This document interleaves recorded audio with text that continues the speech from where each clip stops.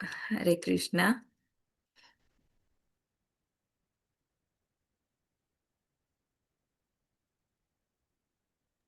Recording ચાલુ જ થઈ ગયું છે માતાજી.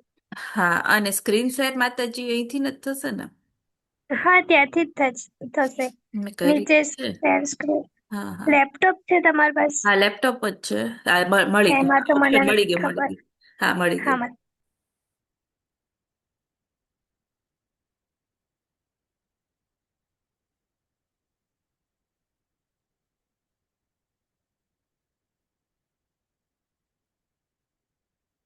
દેખાય છે માતાજી? ફૂલ સ્ક્રીન દેખાય છે? હરે કૃષ્ણ. હા માતાજી છે જ.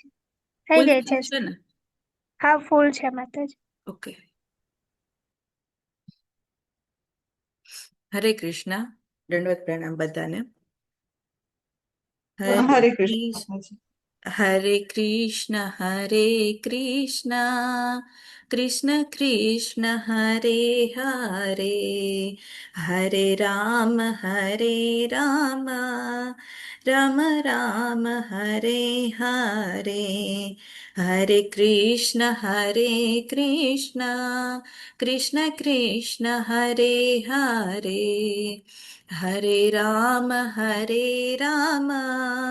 રામ રામ હરે હરે હરે કૃષ્ણ કૃષ્ણ કૃષ્ણ હરે હરે હરે રામ રામ રામ હરે હરે હરે કૃષ્ણ કૃષ્ણ કૃષ્ણ હરે હરે હરે રામ રામ રામ હરે હરે હરે કૃષ્ણ કૃષ્ણ કૃષ્ણ હરે હરે હરે રામ રામ રામ હરે હરે હરે કૃષ્ણ કૃષ્ણ કૃષ્ણ હરે હરે હરે રામ રામ રામ હરે હરે હરે કૃષ્ણ કૃષ્ણ કૃષ્ણ હરે હરે હરે રામ રામ રામ હરે હરે હરે કૃષ્ણ બધાને દંડવત પ્રણામ. હરે કૃષ્ણ. હરે હરે કૃષ્ણ. કૃષ્ણ. હરે કૃષ્ણ આજે માતાજી. હું તમારો 13મો અધ્યાય લેવા જઈ રહ્યું છું. મારું નામ છે, આમ ભૌતિક નામ છે ડોક્ટર કૃપાલી લાડવા, અને આધ્યાત્મિક નામ કૃષ્ણકાંતા કૃપાવતી દેવીદાસી માતાજી છે. આજે તમારો અધ્યાય 13 લેવા જઈ રહી છું. તો પહેલા આપણે અહીં જે રાધા ગોવિંદ દેખાય છે એમના ચરણ કમળમાં આપણે પ્રાર્થના કરીએ. આ જે કોર્સ છે એ સંપૂર્ણ ઇસ્કોન મેંગલુરુ કુલાઈ તરફથી કરવામાં આવી રહ્યો છે, અને તે પણ સંપૂર્ણ ફ્રીમાં કરવામાં આવી રહ્યો છે. તો આપણે બધા ભેગા મળી અને મંગલાચરણથી વધાવીએ, રાધા ગોવિંદને પ્રાર્થના કરીએ. ઓમ અજ્ઞાનતિમિરાન્ધસ્ય જ્ઞાનાંજનશલાકયા ચક્ષુરુન્મિલિतं येन તસ્मै શ્રીગુરુવૈ નમઃ. શ્રીચૈતન્યમનોભીષ્ટં સ્થાપિतं येन भूतले स्वयं रूप कदा मह्यं ददाति स्वपदान्तिकम्.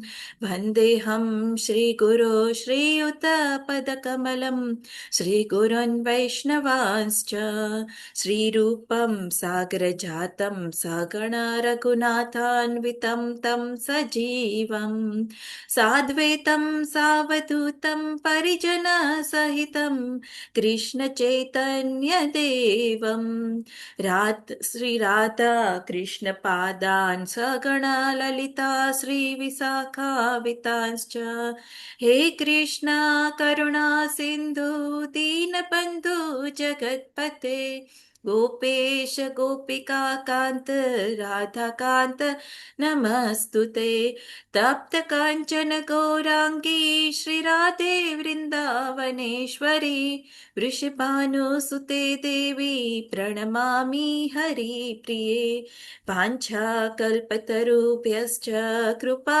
सिन्धुभ्येव च पतितानां पावनेभ्यो वैष्णवेभ्यो नमो नमः। जय श्री कृष्ण चैतन्य प्रभु नित्यानंद श्री अद्वैत गदाधर श्रीवासादि गौर भक्त वृंद नमो विष्णुपादाय कृष्ण पृष्ठाय भूतले श्रीमती भक्ति वेदांत स्वामी इति नामिनी नमस्ते सारस्वती देवी गौरवाणी प्रचारिणी निर्विशेष शून्यवादी पाश्चात्य देश तारिणी जय श्री कृष्ण चैतन्य प्रभु नित्यानंद श्री अद्वैत गदाधर श्रीवासादि गौर भक्त वृंद हरे Krishna Hare Krishna Krishna, Krishna Krishna, Hare Hare Hare Hare, हरे Hare हरे Rama, Ram Hare Ram Rama, Ram Rama हरे Rama, हरे Hare Hare, હરે Hare કૃષ્ણ Krishna, હરે કૃષ્ણ બધાનું ખૂબ ખૂબ સ્વાગત છે તમારું બધાનું ઇસ્કોન મેંગલુરુ કુલાઈ તરફથી અધ્યાય 13 માં. તો આપણે શરૂઆત કરીએ અધ્યાય 13ની. અધ્યાય 13નું નામ છે ક્ષેત્ર ક્ષેત્રજ્ઞ વિભાગ યોગ. તો આપણે જે છે એ આપણે આના પહેલા 12મો અધ્યાય ભણી ગયા. તો કોઈ મને કહેશે કે આ 12મા અધ્યાયમાં આપણે શું જોયું, શું આપણે આમના કાલે દેવલ માતાજી બહુ સરસ સમજાવ્યું. કોઈ મને 3 શબ્દોમાં કહેશે કે શોર્ટમાં એ 12મા અધ્યાયમાં શું કહેવામાં આવ્યું હતું. હરે કૃષ્ણ. હરે કૃષ્ણ. હરે કૃષ્ણ માતાજી બોલો. હરે કૃષ્ણ. સૌથી પહેલે એમને આત્મ સાક્ષાત્કારના 3 સ્ટેજ કયા કયા છે એના વિશે સમજાયું હતું. બ્રહ્મ, પરમાત્મા અને ભગવાન. હા માતાજી. પછી ભક્તિની સીડી એટલે શું અને એ કયા કયા સ્ટેજ પર છે એના વિશે સમજાયું હતું. અનન્ય ભક્તિ, સાધના ભક્તિ, નિષ્કામ કર્મયોગ, સકામ કર્મયોગ, ધ્યાન યોગ અને જ્ઞાન યોગ. જ્ઞાન યોગ. હરે હરી બોલ માતાજી. બીજા કોઈને કઈ ઉમેરવું છે? હરે કૃષ્ણ. બીજા કોઈને કઈ ઉમેરવું છે આમાં? તો આપણે છે ને 12મા અધ્યાયનું નામ હતું ભક્તિ યોગ. એટલે કે ભક્તિ યોગ તો એ છે એ ભગવાન, આપણે એમાં 3 મુખ્ય મુદ્દાઓનો સમાવેશ થતો હતો કે ભગવાનની ભક્તિ આપણે કેવી કરવી, સાકાર રૂપમાં કરવી કે નિરાકાર રૂપમાં. પહેલો પ્રશ્ન અર્જુનનો એ હતો. ભગવાને કીધું અનન્ય ભક્તિ કરવાની, પણ ભગવાન હું તમારી સાકાર રૂપમાં કરું કે નિરાકાર રૂપમાં કરું? ત્યારે ભગવાન એને જવાબ આપે છે કે સાકાર રૂપમાં કરવી. તો પછી અર્જુન પૂછે છે તો ભક્તિ કેવી રીતે કરવી? ત્યારે ભગવાન અર્જુનને તબક્કા આપે છે જે આપણને વ્રજ વિહારીની માતાજી આપણને જે કહ્યા એ તબક્કા આવે છે. પછી છે ત્રીજો પોઈન્ટ કે કેવો ભક્ત ભગવાનને વધુ પ્રિય હોય છે. અને પછી અંતે નિષ્કર્ષમાં ભગવાને એમ કહ્યું કે સાકારવાદની પૂજા કરવી એ શ્રેષ્ઠ છે. તો અત્યાર સુધીમાં આપણે કયા 2 વિભાગો પૂર્ણ કર્યા છે? ભગવદ્ ગીતાના કયા 2 વિભાગો પૂર્ણ કર્યા અત્યાર સુધીમાં?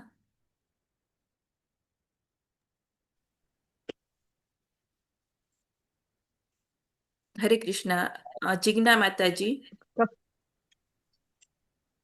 હેન્ડ રેઝ હરે છે. કૃષ્ણ. હરે કૃષ્ણ.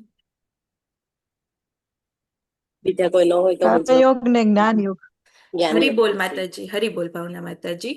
તો આપણે અત્યાર સુધીમાં પહેલું જે છે એ કર્મયોગ અને 1 થી 6 અધ્યાય, પછી જે છે એ ભક્તિ યોગ, અને આ જે હવે આવે છે એ જ્ઞાન યોગ આવે છે. એટલે આપણે કર્મયોગ અને ભક્તિ યોગ એ 2 પૂર્ણ કર્યા છે. કર્મયોગ એટલે કે 1 થી 6 અધ્યાય અને ભક્તિ યોગ એટલે કે 7 થી 12 અધ્યાયનો સમાવેશ થાય છે. બરોબર. તો આ ભક્તિ યોગ વિશે આપણે વાત કરીએ. આપણે કર્મયોગ વિશે તો બહુ રિપીટેશન થઈ ગયું. તો હવે ભક્તિ યોગ વિશે વાત કરીએ. તો 6થા અધ્યાયના અંતે ભગવાને કહ્યું કે બધા યોગીઓમાં સર્વશ્રેષ્ઠ યોગી એ છે કે જેના ચિત્તમાં સતત મારું ચિંતન રહે. ભગવાન 6.47માં કહે છે યોગી નામ અપી સર્વેસા મત ગતેન અંતરાત્મના શ્રદ્ધાવાન ભજતે યોમાં સમયયુક્ત તમો મત. એટલે કે જે મને શ્રદ્ધાપૂર્વક ભજે છે અને જેના ચિંતનમાં હું છું, એટલે કે યુક્તતમ, એટલે કે જે મારી સાથે જોડાવામાં શ્રેષ્ઠ છે. 3 પ્રકારનું હોય: યુક્ત, યુક્તર અને યુક્તતમ.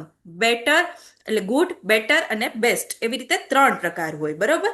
તો અહીં સર્વશ્રેષ્ઠની વાત કરવામાં આવી છે, તો કે શુદ્ધ ભક્તની વાત કરવામાં આવી છે. આપણે શુદ્ધ ભક્ત તો કેવા થઈ ગયા? તો કે નરસિંહ મહેતા થઈ ગયા, મીરાબાઈ થઈ ગયા, આપણા આચાર્યો થઈ ગયા, શળ ગોસ્વામી થઈ ગયા, શ્રીલ પ્રભુપાદ થઈ ગયા. એ બધા શુદ્ધ ભક્ત કહેવાય. આમ ભગવાને જ ખુદ સ્થાપિત કરેલું છે કે બધા યોગ કરતા સર્વશ્રેષ્ઠ એ ભક્તિ યોગ છે. હવે આપણે આગલા અધ્યાયમાં ભલે કર્મયોગ ભણેલા હોય, પણ એ કર્મયોગ જ્યારે કૃષ્ણને સેન્ટરમાં રાખીને કર્મ કરવામાં આવે છે ને, ત્યારે તે પણ ભક્તિ બની જાય છે. એટલે એને કર્મયોગ કહેવામાં આવ્યું છે. કર્મયોગ એટલે કે ભગવાન કૃષ્ણને સેન્ટરમાં રાખીને કર્મ કરવું. હવે અધ્યાય 6 માં કહ્યું છે કે ભગવાને એમ કહ્યું છે કે મારો ભક્ત છે ને એ સૌથી ઉચ્ચ કક્ષાનો, ઉચ્ચ કોટીનો ભક્ત છે. હવે આપણને એમ થાય કે ઉચ્ચ કોટીનો ભક્ત છે, આપણે ભગવાનની ભક્તિ કરવી છે. ભગવાન તો આપણને એમ થાય ભગવાન તમારી વિશે થોડી ડિટેલ આપો તો મને ખબર પડે કે મારે તમારી કેમ ભક્તિ કરવી. એટલે અર્જુન છે ને ભગવાન પાસે ડિટેલ માગે છે. ત્યારે ભગવાને એને 7મો અધ્યાય આપ્યો, અને 7મા અધ્યાયમાં ભગવાને એમના વિશેનું જ્ઞાન આપ્યું. એમાં પરા અને અપરા શક્તિ આપી, અને એમ કહ્યું મત પરતર ન અન્યત, એટલે કે મારાથી શ્રેષ્ઠ એવું કોઈ તત્વ નથી. હવે 7મા અધ્યાયના અંતે આપણને 2 શ્લોક આપ્યા ભગવાને, અને એ 2 શ્લોકમાંથી અર્જુને છે ને પ્રશ્નો ઉઠાવ્યા, અને એમાંથી 8મો અધ્યાયની શરૂઆત થઈ. અને 8મા અધ્યાયમાં અર્જુને પ્રશ્ન પૂછ્યા, ભગવાન અધિભૂત એટલે શું? અધ્યાત્મ એટલે શું? બ્રહ્મ એટલે શું? અધિદેવ એટલે શું? અધિયજ્ઞ એટલે શું? મૃત્યુ સમયે આપણે શું કરવું જોઈએ તેના પરથી આપણો આખો 8મો અધ્યાય આવ્યો. મૃત્યુ સમયે આપણી ગતિ કેવી થાય છે એ આખો 8મો અધ્યાય આવ્યો. હવે 9મો અધ્યાય છે ને 7મા અધ્યાયની કન્ટિન્યુટીમાં આવ્યો છે. અર્જુને કઈ સવાલ નથી પૂછ્યા તો પણ ભગવાને 9મો અધ્યાય આપી લીધો છે. એને કહેવાય છે પરમ ગુહ્ય જ્ઞાન. અને ભગવાને એમાં કહ્યું છે સતત જે મારું ચિંતન કરે છે, સતત કીર્તયંતોમાં યતંતસ્ય દ્રઢવરત, એટલે કે જે મારું કીર્તન કરે છે એ મને બહુ પ્રિય છે, અને એ ગુહ્ય જ્ઞાન છે. પછી ભગવાને કહ્યું મન મનાભવ મદ ભક્તો મધ્યાજી મામ નમસ્કુરુ, એટલે કે આ ગુહ્યતમ જ્ઞાન છે. એ ભગવાન એમ કહે છે કે તારું મન મને આપી દે. હવે આપણે છે ભૌતિક જગતનો વિચાર કરો, કોઈને મન આપવું હોય તો આપણે સહેલાઈથી આપી શકીએ છીએ આપણું મન? નથી આપી શકતા. શું કામ નથી આપી શકતા? કે આપણે જેને પ્રેમ કરતા હોય, જેના વિશે જાણતા હોય, જેના વિશે પહેલા આપણે જાણવું પડે, પછી એના તરફ આપણને પ્રેમ થાય, તો આપણે એને મન આપીએ છીએ. એટલે ભગવાન અર્જુન છે એ ભગવાનને કહે છે કે હવે મને તમારી વિશે થોડીક વધારે ડિટેલ જોશે, એટલે તમારા વિશે વધારે જ્ઞાન જોશે, તો હું તમને મારું મન આપી શકીશ. એટલે પછી એટલે આપણે જોવા જઈએ ભૌતિક જીવનમાં તો પણ આપણે આપણું મન છે ને સહેલાઈથી કોઈને નથી આપતા. આપણે જેમના વિશે વધુ જાણતા હોય, આપણા પતિ, આપણા પત્ની, આપણા બાળકો, આપણા ઘરના બધા, એને મન આપીએ છીએ, કારણ કે આપણે એની વિશે બધું જાણીએ છીએ. એટલે ભગવાને કહ્યું કે તારું મન આપી દે. ત્યારે અર્જુને કહ્યું કે મને તમારા વિશે હજી વધારે જાણવું છે. ત્યારે ભગવાને એને 10મો અધ્યાય આપ્યો, અને 10મા અધ્યાય એટલે કે જેને વિભૂતિ યોગ કહે છે, અને એમાં ભગવાને ખૂબ ઢગલાબંધ બહુ બધી માહિતી આપી છે. એટલે આપણે ઘરની બહાર નીકળીએ તો પણ આપણને ડગલે ને પગલે કૃષ્ણ યાદ આવે.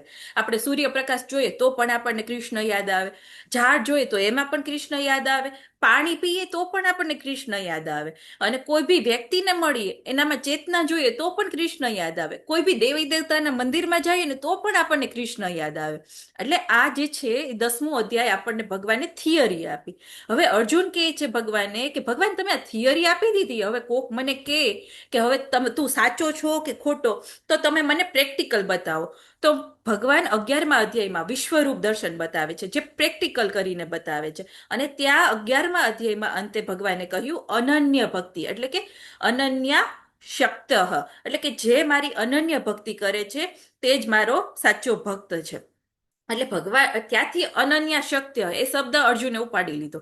હવે અર્જુને ત્યારથી સ્ટાર્ટ કર્યું કે ભગવાન અનન્ય ભક્તિ કરવી હોય તો કેવી રીતે કરવી, અને 12મા અધ્યાયનું 12મા અધ્યાય સ્ટાર્ટ થયો, અને ભગવાને કીધું કે સાકાર રૂપે જ પૂજા કરવાનું, નિરાકાર રૂપે નહીં કરવાનું. આપણે હવે જો કાલે તમે સમજાવીશો કે કોઈ બી એક આખું રૂમમાં અંધારું હોય અને એક લાઇટ ટમટમતી હોય તો તમે એની ઉપર કેટલું ચિંતન કરી શકશો, એના વિશે કેટલું વિચારી શકશો. એ જ જગ્યાએ તમારી સામે ભગવાન દ્વિભૂત શ્યામ સુંદર મુરલી મનોહર રૂપે હોય તો તમે આંખ બંધ કરીને વિચારશો કે આજે હું એમને કેવા પાયલ પહેરાવું, આજે હું એને કેવું વસ્ત્ર પહેરાવું, આજે કેવા લાગતા હશે. એટલે સાકાર રૂપનો આ મહિમા છે, કારણ કે આપણે સાકાર છીએ, તો આપણા પરમપિતા પણ સાકાર હોવાના. એટલે ભગવાને આ 12મો અધ્યાય આપ્યો. હવે 12મો અધ્યાય એટલે અહીંયા સુધીને આપણને ભગવાને કહી દીધું કે બધું ભક્તિ જ કરવાની છે, અનન્ય ભક્તિ કરવાની છે. તો હવે આ 13મો અધ્યાય એટલે કે ક્ષેત્રજ્ઞ વિભાગ યોગ, આને જ્ઞાન યોગ કહે છે. હવે આપણે અત્યાર સુધીમાં આપણને બધી ખબર પડી ગઈ કે ભગવાન કોણ છે, ભક્ત કેવો હોવો જોઈએ, ભક્તિ કેમ કરવી જોઈએ, અંત સમયે આપણે શું કરવું જોઈએ. તો પછી હવે આ જ્ઞાન યોગની આપણને શું કામ જરૂર પડી? હવે કોઈ મને કહેશે હેન્ડ રાઇઝ કરીને? હરે કૃષ્ણ. આ જ્ઞાન યોગની શું કામ જરૂર પડી? આપણે અત્યાર સુધીમાં આપણે ભગવાને ભગવદ્ ગીતામાં બધું વર્ણવી લીધું. હવે જ્ઞાન યોગની શું કામ જરૂર પડી છે? હરે કૃષ્ણ. ભગવાનને આપણે એટલું વધારે જાણતા હોય તો આપણે ભગવાનની યોગ જરૂર પડી છે. હરે કૃષ્ણ. કોઈ એક માતાજી બોલો. 1 2 3 4 ગુ એ ક્યાં માતાજી છે? એ માતાજી બોલજો ને. સાનવી માતાજી. હરે કૃષ્ણ. આપણે ભગવાનની જરૂર એટલા માટે પડી કે આપણે ભગવાનનું મનની અંદર ધ્યાન આપણે ખોરવાઈ રહે એટલા માટે આપણે ભગવાનની જરૂર પડી. હરી બોલ માતાજી. બીજા કોઈને કઈ ઉમેરવું છે? હવે હું તમને કહું આ જ્ઞાન યોગ શું કામ જરૂર પડે છે? તો કે આપણી ભક્તિને આગળ વધારવા માટે આપણે જ્ઞાન જરૂરી છે. હવે આપણે આ જગતમાં આવ્યા છીએ તો આપણું આ શરીર છે ને પંચમહાભૂતનું બનેલું છે. આપણા ઉપર સતોગુણ, રજોગુણ અને તમોગુણ આ ત્રણની અસર હોય છે અને આખા દિવસમાં 3 ગુણ આપણા ઉપર હાવી હોય છે. હવે આપણે આપણા આ શરીર સાથે ભક્તિ કરવાની છે અને તેમાંથી આપણે બહાર નીકળવાનું છે. આ 3 ગુણોમાંથી બહાર નીકળવાનું છે. તો એના માટે આપણને શેની જરૂર પડશે? તો એના માટે આપણને જ્ઞાનની જરૂર પડશે. એટલે આ શરીર સાથે રહી આપણે કેવી રીતે ભક્તિ કરી, એટલે કે માયાદેવીમાંથી આપણે કેવી રીતે બહાર નીકળવું, એ માટે જ્ઞાન યોગની જરૂર પડે. એટલે ભગવાને અહીં આપણને જ્ઞાન યોગ આપ્યો. હવે આ ક્ષેત્રજ્ઞ વિભાગ યોગ એટલે આ ક્ષેત્ર એટલે કે જગ્યા. એને આપણે જો ક્ષેત્ર છે એટલે કોઈ જગ્યા હોય, એને આપણે આ શરીર સમજવાનું. શરીર ક્ષેત્રજ્ઞ એટલે કે તે જગ્યાનો જાણકાર. હવે આ જગ્યાનો જાણનાર એટલે આપણા શરીરને જાણનાર કોણ છે? તો કે આત્મા અને પરમાત્મા. આ બે જ વસ્તુ આપણા શરીરને જાણે છે. પ્રભુપાદે આ અધ્યાયનું નામ પ્રકૃતિ, પુરુષ અને ચેતના પણ નામ આપ્યું છે. પ્રકૃતિ એટલે કે શરીર જે આપણું અત્યારે છે એ. પુરુષ એટલે કે ભગવાન, ભોક્તારમ યજ્ઞ તપસ્યા.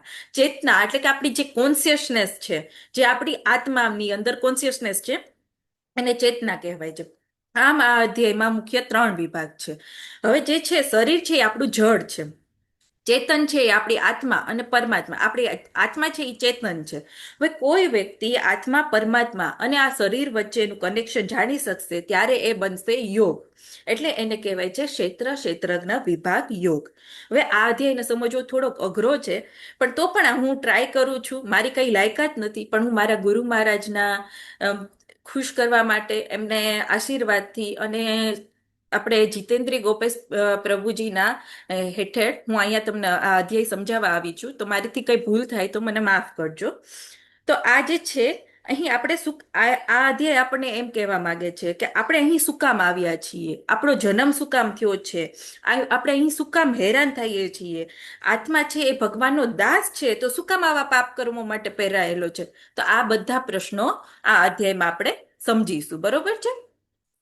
આપણે જોઈ ગયા. આપણે અત્યારે 12મા અધ્યાયમાં શું કહેવામાં આવ્યું હતું એ બધું. હવે થાય છે 13.1 થી શરૂઆત.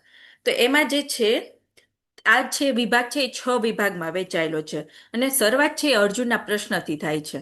અને 13.1 એટલે અર્જુન પૂછે છે કે પ્રકૃતિ શું છે ભગવાન, પુરુષ શું છે ભગવાન, ક્ષેત્ર એટલે શું, ક્ષેત્રજ્ઞ એટલે શું, જ્ઞાનની વ્યાખ્યા આપો ભગવાન, જ્ઞેય એટલે કે મનુષ્ય જીવનનું લક્ષ્ય શું છે, આ બધું સમજાવો. ત્યારે ભગવાન છે એનો જવાબ આપે છે કે હે કુંતી પુત્ર, આ શરીર છે એને ક્ષેત્ર કહેવાય છે. એતત વિધિ તે પ્રાહુ ક્ષેત્રજ્ઞ ઇતિ ત્વદ્વિદઃ. એટલે કે આ શરીરને જાણનારને ક્ષેત્રજ્ઞ કહેવાય છે. એટલે ક્ષેત્રજ્ઞ એટલે કે આ શરીરને જાણનાર જે હોય, આત્મા અને પરમાત્મા. ધારો કે તમારી પાસે એક જમીન છે અને તમે એ જમીનના માલિક છો, તો એ તમે જમીનના માલિક હોય તો એ જમીનની માહિતી કોની પાસે હશે? હરે કૃષ્ણ. કોની પાસે હશે જમીનની માહિતી? જમીનના માલિક પાસે. હા, અને બીજા કોની પાસે હશે? ગવર્મેન્ટ. ગવર્મેન્ટ. હારી બોલ, હારી બોલ. એટલે આ જે છે સેમ રેકોર્ડ છે એ આપણને માહિતી આપણને ગવર્મેન્ટ ઓફિસમાંથી પણ મળે છે. એવી જ રીતે આપણે જે છે આ શરીર છે એટલે કે આપણું આ ખેતર છે, આ શરીર છે, અને ક્ષેત્રજ્ઞ એટલે કે એને જાણનાર એટલે કે આપણી શરીરની જાણકારી આપણા આત્મા અને પરમાત્મા પાસેથી મળે છે. ઇદમ શરીર કૌંતેય ક્ષેત્ર ઇતિ મધ્યતે. એટલે આ શરીરની જાણકારી આપણને ક્યાંથી મળશે તો કે આત્મા અને પરમાત્મા પાસેથી મળશે.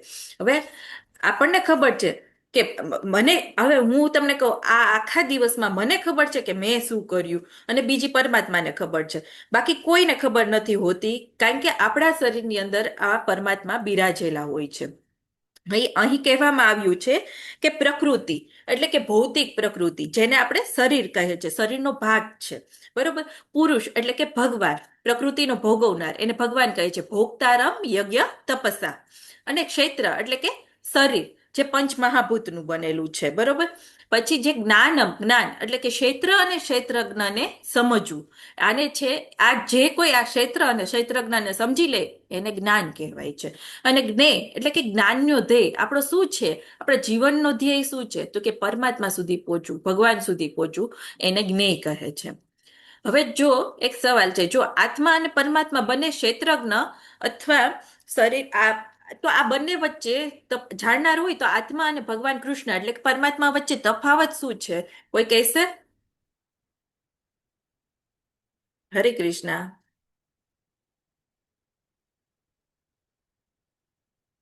હરે કૃષ્ણ માતાજી. હરે કૃષ્ણ. જય આત્મા માતાજી. છે એક જ શરીરને જાણે છે ને પરમાત્મા છે એ બધાને જાણે છે, યુનિવર્સલ નોવર છે. હરે કૃષ્ણ. હરી બોલ માતાજી, હરી બોલ. હવે જે છે આત્મા છે એ લોકલ જાણનાર છે અને પોતાના શરીર વિશે જ જાણે છે. અને પરમાત્મા છે એ યુનિવર્સલ જાણનાર છે જે બધાના શરીર વિશે જાણે છે.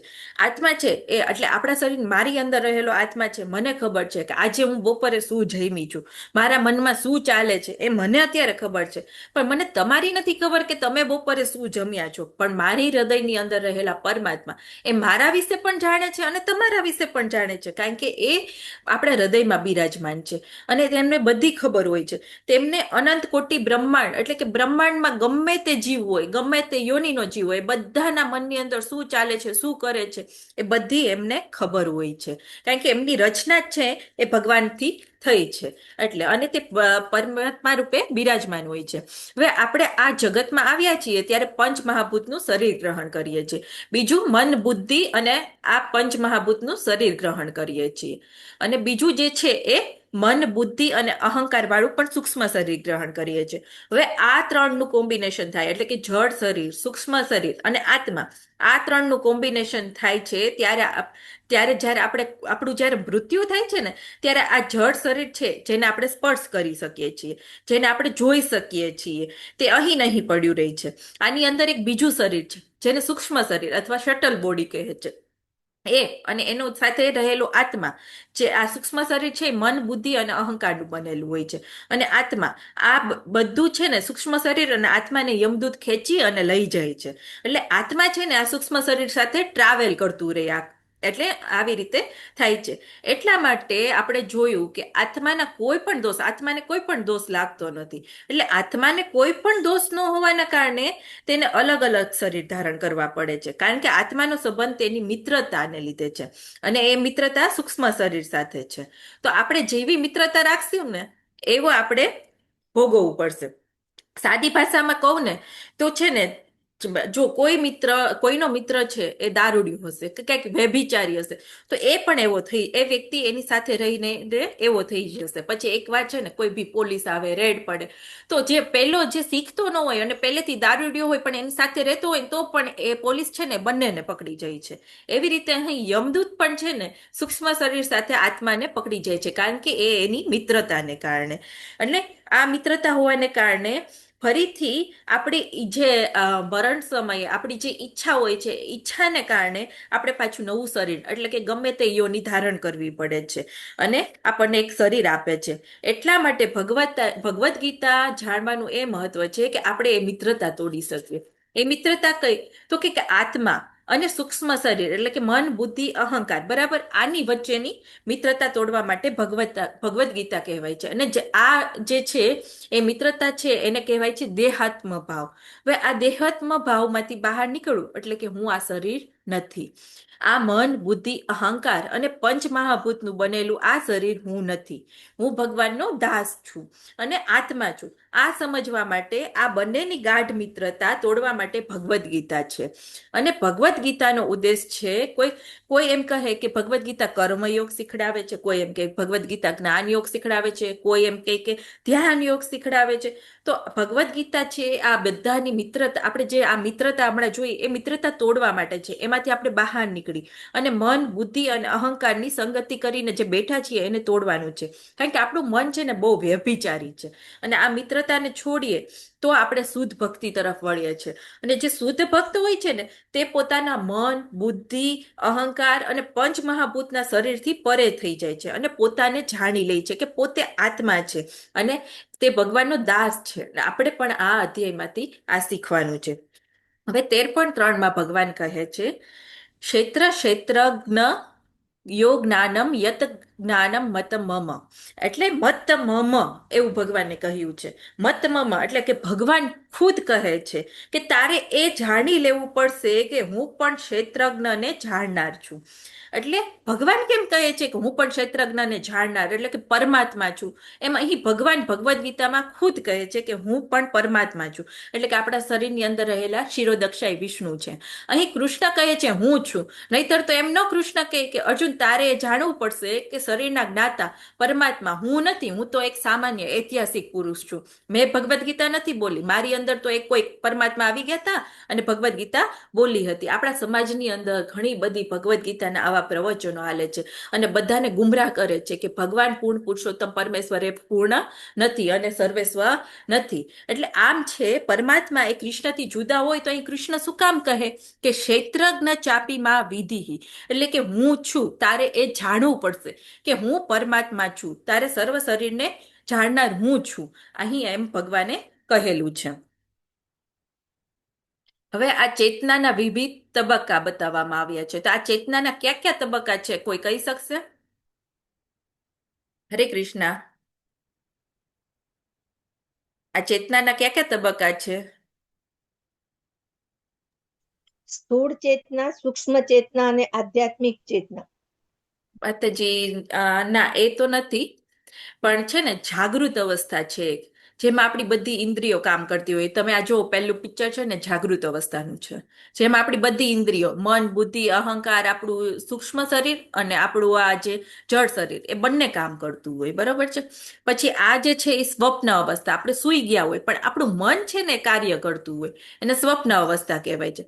પછી આ સુષુપ્ત અવસ્થા, એટલે આપણે સાવ કઈ ખબર જ ન હોય કે આપણને એમ જ થઈ ગયું આપણું ડેડ બોડી થઈ ગયું, એને સુષુપ્ત અવસ્થા કહેવાય. અને ચોથી છે તુર્ય અવસ્થા. એ તુર્ય અવસ્થા કેવી છે કે આપણે આપણું સૂક્ષ્મ શરીર, જળ શરીર આ બધાને છોડી સીધા ભગવાન સુધી પહોંચી ગયા હોય છે. આપણને ખબર હોય છે કે આપણે આત્મા છીએ, આપણે પોતાને શરીર નથી માનતા, એટલે આપણે દેહાત્મ ભાવથી મુક્ત થઈ જઈએ છીએ અને ત્યારે એ તુર્ય અવસ્થા આવે છે. એટલે ટોટલ 4 અવસ્થા છે ચેતનાની.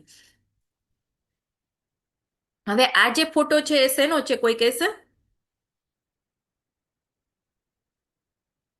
આ શેનો ફોટો છે?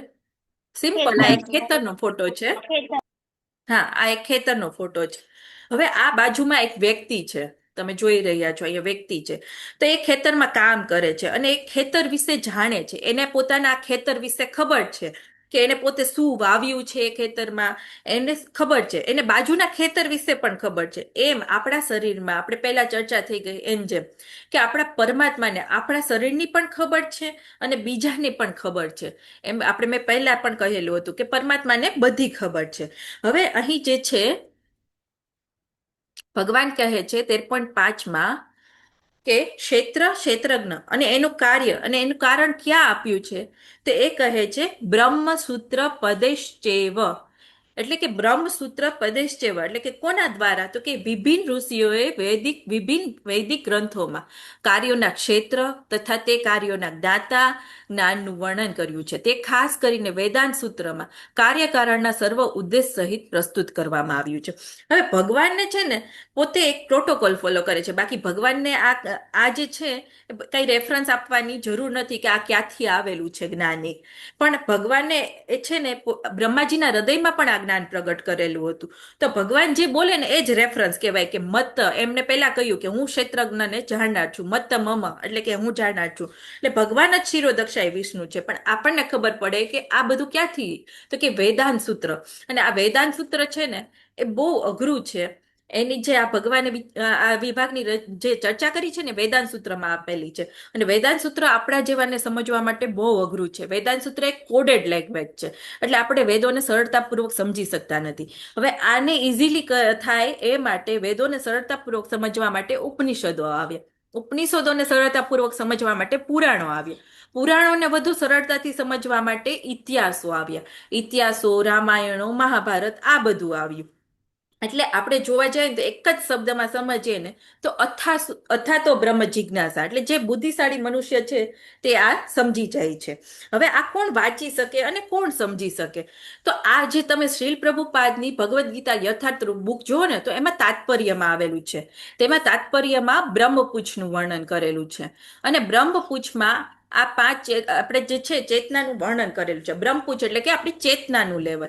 તો આપણે નીચેથી ઉપર જઈએ તો અહીં જે છે અન્નમય કોષ, પહેલા જે છે એ અન્નમય કોષ આવે. આ એકદમ બેઝિક લેવલ ઓફ લાઈફ. એટલે કે જીવનમાં છે ને કોઈ વ્યક્તિને ખાવાનું મળી જાય એટલે બસ એટલે એ અન્નમય કોષમાં આવે. બીજું છે પ્રાણમય કોષ. આમાં લાઈફની એની પોતાની લાઈફની સેફ્ટી કેટલી છે, ઘર છે, એમને ભવિષ્યની ચિંતા હોય છે. મોટા ભાગના લોકો આ અન્નમય અને પ્રાણમય કોષમાં આવીએ છે. આપણે પણ, કારણ કે એ બધા રજોગુણમાં રહેલા હોય છે.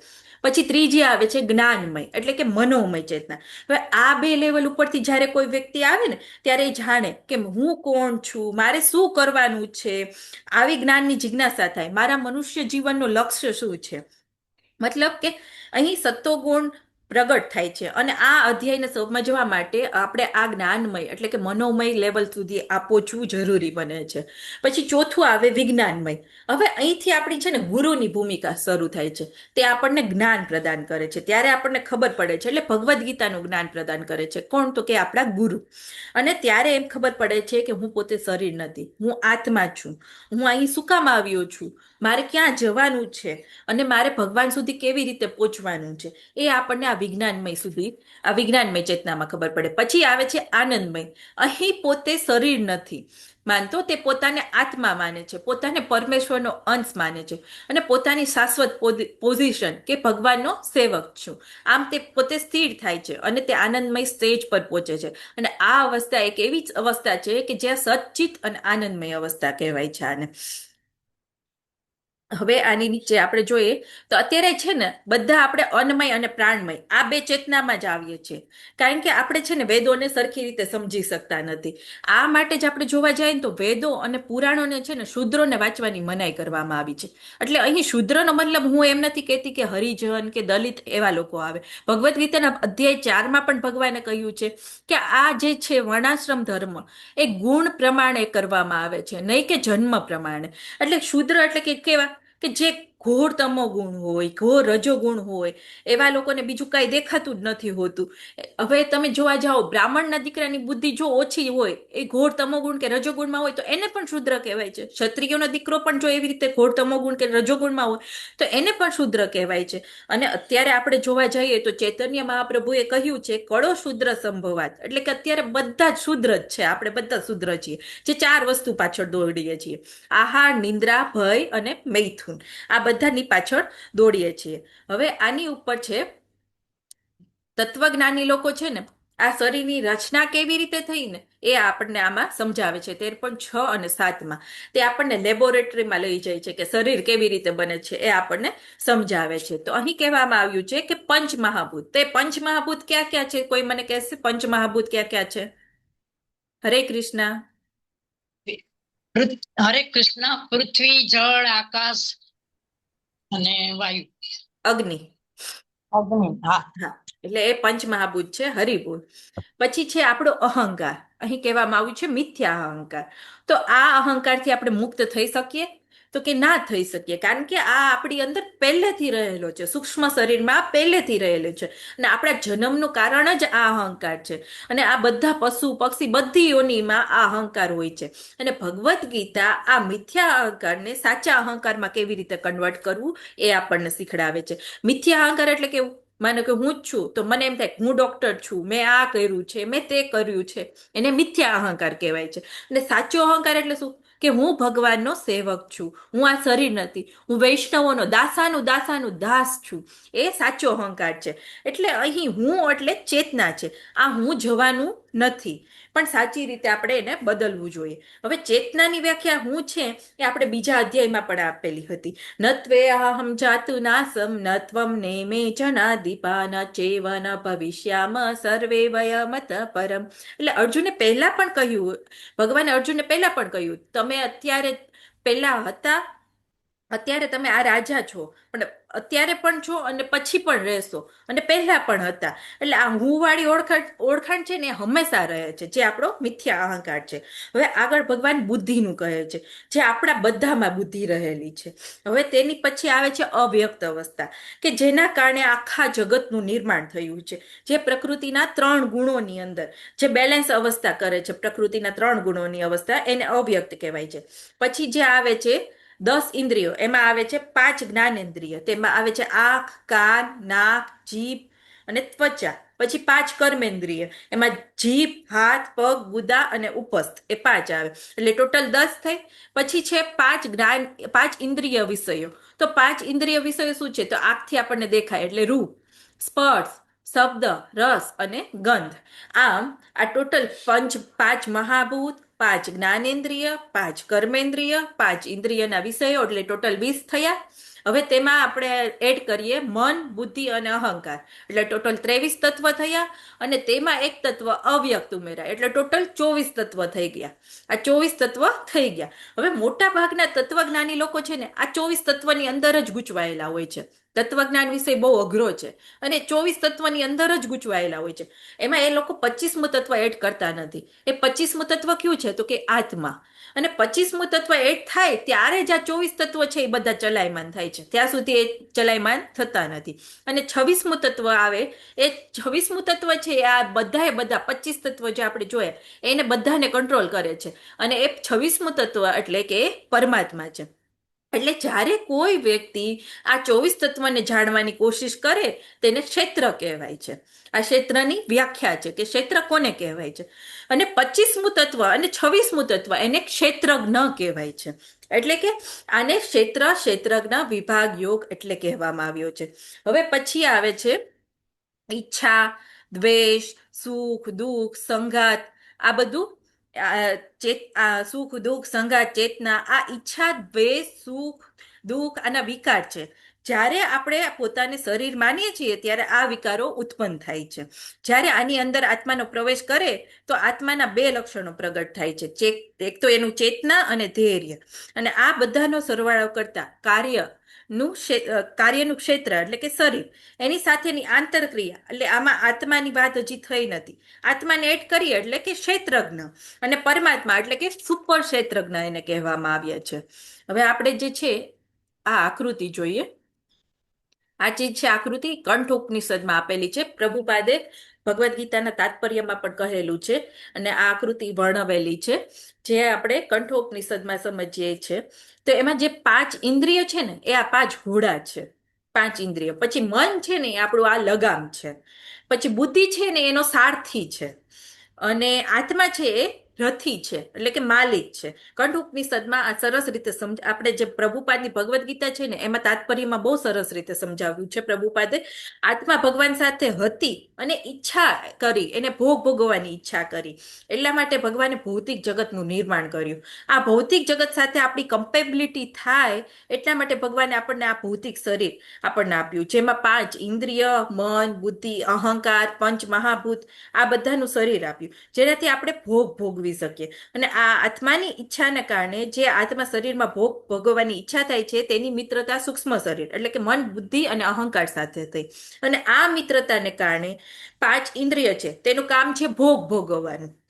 બરોબર, એટલે કે આપણું મીડિયમ બને છે ભોગ ભોગવવા માટેનું. આપણે આમ તો નથી કરી શકતા, 5 ઇન્દ્રિયો આપણું મીડિયમ બને છે.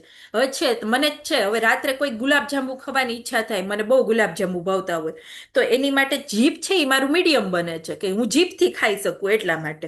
તો એની માટે છે એ ચિંતન કરે, મારું મન છે ને એ ચિંતન કરે કે હવે એ મને હા કેવું સરસ ગુલાબજાંબુ હતું, મેં ગયા વખતે ખાધેલું હતું, બહુ મસ્ત મીઠું લાગ્યું હતું ગુલાબજાંબુ, એટલે હવે એમાં તો બહુ મજા આવી હતી, ચાલ ને ખાવ. હવે મને અડધી રાતે ઈચ્છા થાય કે મારે ગુલાબજાંબુ ખાવું છે, તો મને અડધી રાતે એનું મારું મન ચિંતન કરવા માંડે, તો મારી બુદ્ધિ છે ને એ વિચાર કરે હવે આ મને ગુલાબજાંબુ ક્યાં મળશે, તો એ એની માટેનો રસ્તો કરે ગોતવા માટેનો.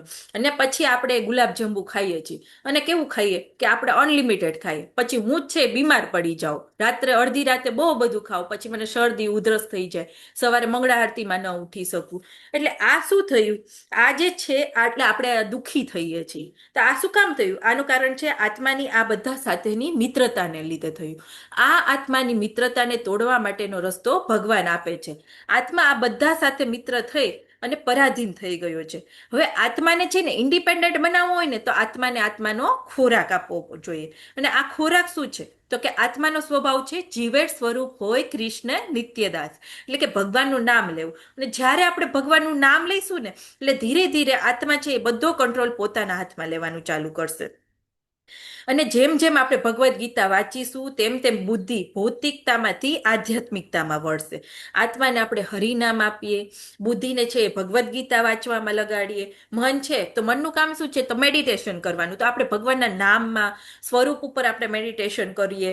ઇન્દ્રિયો છે તો ઇન્દ્રિયના વિષય ગ્રહણ કરવામાં ખૂબ આનંદ આવે, તો આપણે આંખને છે એ ભગવાનનું સ્વરૂપ જોવામાં, ભગવાનનું કેવા દર્શન થાય છે એ જોવામાં લગાડીએ, કાનથી ભગવાનનું નામ સાંભળીએ, જીભને ભગવાનનો પ્રસાદ આપીએ, નાકને ભગવાનના ચરણ કમળમાં પડેલા તુલસીઓની સુગંધ આપીએ. જ્યારે આ બધું આપણે ભગવાનની સેવામાં લાગશે ત્યારે આપણો આ જે રથ છે ને એ યોગ્ય દિશામાં ચાલશે. જે આ રથની કંઠોપનિષદમાં વાત કરવામાં આવેલી છે. અત્યારે આ રથ છે એ યોગ્ય દિશામાં ચાલતો નથી. જેવી રીતે આપણે જોઈએ તો આ જે છે એક પાંજરામાં પક્ષી છે, તો આ પાંજરામાં પક્ષી છે અને એને સોનાનું પાંજરું એના રાજાએ આપ્યું છે, તો શું એ ખુશ રહી શકશે ખરો? કોઈ મને કહેશે એ ખુશ રહી શકશે? એને સોનાનું પાંજરું મળેલું છે તોય ના રહી શકે. ના કેમ નહીં રહી શકે? ના, એ ભૂખ્યો છે એટલે રહી નથી શકતો અને એકલપણું લાગે છે એને. હરી બોલ માતાજી, હરી બોલ. તો આપણે જોઈએ તો આ પાંજરામાં બહુ બધી ફેસિલિટી કોઈક રાજાએ કરી મૂકી છે, પણ એ પોપટ મરી જાય છે. શું કામ મરી જાય છે? કારણ કે એને ખોરાક જ ન મળ્યો.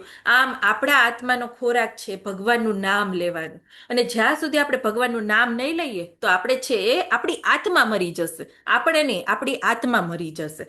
પણ બીજા અધ્યાયમાં કહ્યું છે નૈનમ છિંદંતી શસ્ત્રાણી નૈનમ દહતી પાવક, એટલે આત્માને કોઈ મારી શકતું નથી. એટલે અહીં આત્માનું મરવું એનો મતલબ એવું નથી કે એ સાવ મરી જાય, પણ એને નવું શરીર ગ્રહણ કરવું પડે, નીચલી યોનિમાં જવું પડે કે ઉચ્ચ યોનિમાં. એટલે આપણે 84 લાખ યોનિમાં સતત ફરવું પડશે, આપણે ભગવત ધામ નહીં પહોંચી શકીએ. પણ જો આત્માનો ખોરાક એટલે કે ભગવાનનું નામ આપીશું તો આપણને સચ્ચિત અને આનંદ મળશે, જે શાંતિ મળશે. અને આ આત્માનો ખોરાક શું છે તો કે હરે કૃષ્ણ કૃષ્ણ કૃષ્ણ હરે હરે, હરે રામ રામ રામ હરે હરે.